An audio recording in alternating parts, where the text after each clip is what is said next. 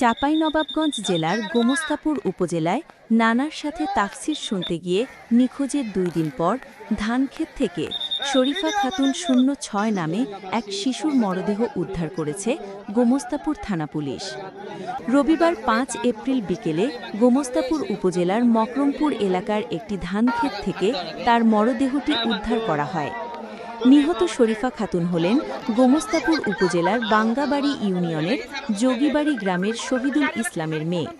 এছাড়া আটককৃত ব্যক্তি হলেন তার আপন দুলাভাই, একই উপজেলার লালপুর গ্রামের বাসিন্দা অন্তর।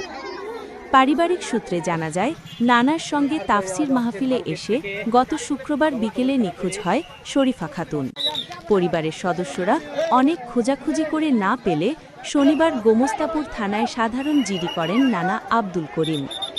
গোমস্তাপুর থানার অফিসার ইনচার্জ নূরে আলম ঘটনার সত্যতা নিশ্চিত করে জানান, শ্বশুরের সম্পত্তির লোভে তার দুলাভাই মোহাম্মদ অন্তর হত্যা করে ধান খেতে ফেলে দেন।